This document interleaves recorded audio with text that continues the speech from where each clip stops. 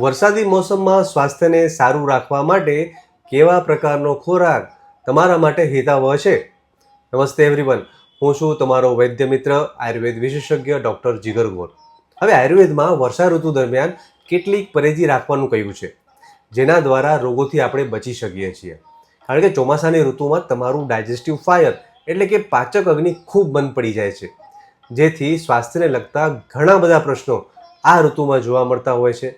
અને તેને જ દૂર કરવા માટે આયુર્વેદિક દિનચર્યા, ayurvedic lifestyle, monsoon lifestyle as per Ayurveda આજે આપણે જાણવાના છે. સૌ પ્રથમ તો સવારે સૂર્યોદય સમયે તમારે ઉઠી જવું અને નળના કોઠે 1 ચમચી જૂનું થયેલું મધ ગરમ કરેલા ઠંડા પાણી સાથે લેવું. આયુર્વેદ અનુસાર ગરમ પાણી સાથે મધ વિષારી બને છે, તેથી ગરમ પાણી સાથે મધને ના લેવું જોઈએ.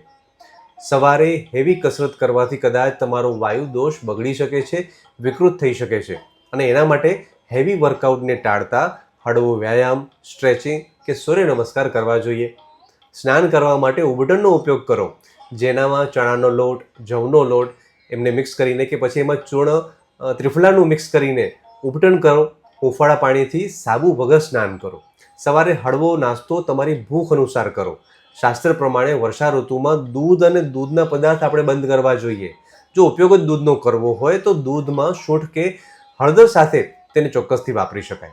બપોરે જમવામાં કાચા પદાર્થ અને સલાડ સ્ટ્રિક્ટલી ટાળવા જોઈએ, અને ભોજનમાં જૂના ધાન વાપરવા હિતાવહ છે.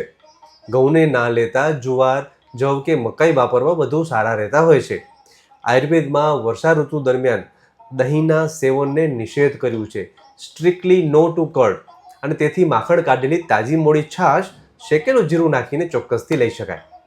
વરસાદી જમીનના લીધે પત્તાભાજી કે જમીનની નીચે ઉગતા શાકને ના લેવા, અને તેની જગ્યાએ કંટોલા, કારેલા વગેરે જમીનની ઉપર ઉગતા વેલવાળા શાકભાજી કે મગ, મઠ, મસૂર જેવા કઠોળ પણ લઈ શકાય.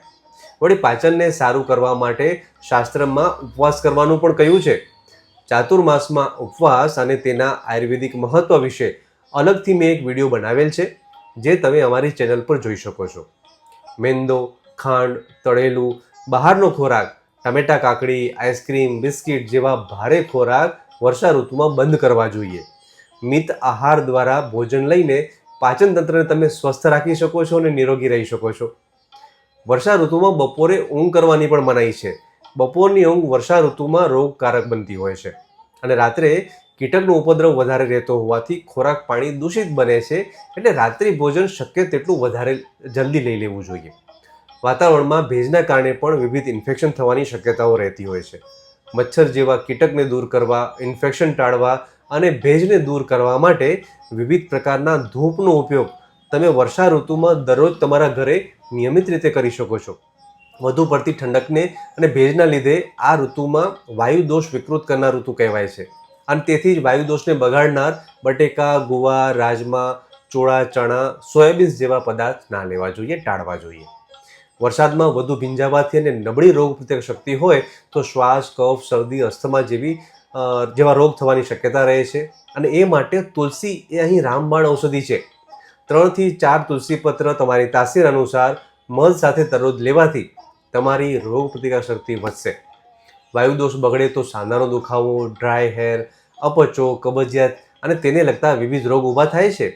અને પાચન તંત્રની સાથે પિત્ત દોષનો બગાડ થાય તો શીળસ, સોરિયાસિસ, દાદર, ત્વચાની ખંજવાળ, ખરજવું જેવા ચામડીના રોગ પણ આ ઋતુમાં દેખાતા હોય છે. વધુ પડતા ભેજના લીધે વાળ ખરવા, ડેન્ડ્રફ જેવી સમસ્યા પણ દેખાતી હોય છે, અને આવા રોગોની યોગ્ય સારવાર માટે આયુર્વેદ ઉપચાર માટે તમે અમારા ક્લિનિકની મુલાકાત લઈ શકો છો. વરસાદી મોસમ પ્રકૃતિને માણવાની પણ ખરી, પરંતુ સ્વાસ્થ્યનું સંભાળ રાખીને. અને આ આયુર્વેદિક દિનચર્યા જે મેં અત્યારે તમારી સાથે ચર્ચા કરી તેને અને અમારા ક્લિનિકના પેજને જો તમે ફોલો કરી રાખો છો તો ચોક્કસથી તમે નિરોગી રહી શકશો. Have a healthy monsoon ahead. Take care.